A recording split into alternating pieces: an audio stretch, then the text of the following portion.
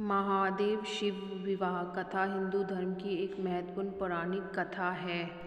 दक्ष प्रजापति का अपमान और सती का त्याग। प्राचीन समय में दक्ष प्रजापति ने एक भव्य यज्ञ का आयोजन किया जिसमें उन्होंने भगवान शिव को आमंत्रित नहीं किया। उनकी पुत्री सती, जो शिव की पत्नी थी, बिना निमंत्रण के वहां चली गई और यज्ञ में शिव का अपमान देखकर उन्होंने अपने योग शक्ति से अपने प्राण त्याग दिए।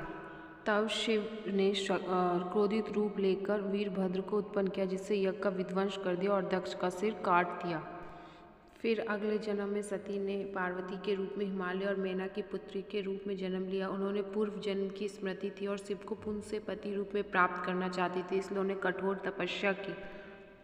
भगवान शिव ने पार्वती की तपस्या की परीक्षा लेने के लिए एक ब्राह्मण के वेश में आकर उनसे कहा कि वह शिव को क्यों पति बनाना चाहती है। तो वे तो अघोर योगी और अघोरी है, लेकिन पार्वती ने अपने प्रेम और भक्ति से शिव को प्रसन्न कर लिया।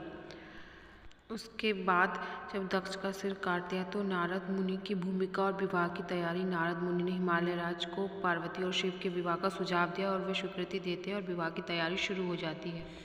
भगवान शिव की बारात अद्भुत थी, जिसमें भूत, प्रेत, नाग, गण, नाग, अघोरी सब शामिल थे। इस विचित्र बारात को देखकर माता मैना भयभीत हो गई, लेकिन भगवान विष्णु और नारद मुनि ने उन्हें समझाया कि भगवान शिव और माता पार्वती का विवाह निश्चय ही होगा। उसके बाद भगवान शिव और पार्वती जी का विवाह संपन्न हो गया और दोनों एक दूसरे के एकदम करीब हो।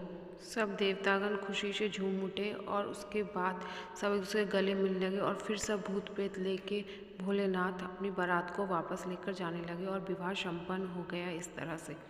उसके बाद माता सती और शिव का यह रूप देखकर पूरा देवता लोक और स्वर्ग लोक सब आनंदित हो गए।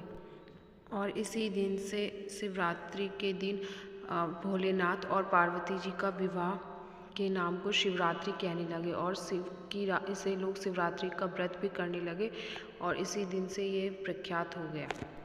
ये थी एक छोटी सी स्टोरी शिव और पार्वती जी का। अगर आपको ये पसंद आए तो इसे लाइक, सब्सक्राइब एंड शेयर ज़रूर करिएगा प्यारे भक्तों। ये थी एक छोटी, और आप सभी को महाशिवरात्रि की हार्दिक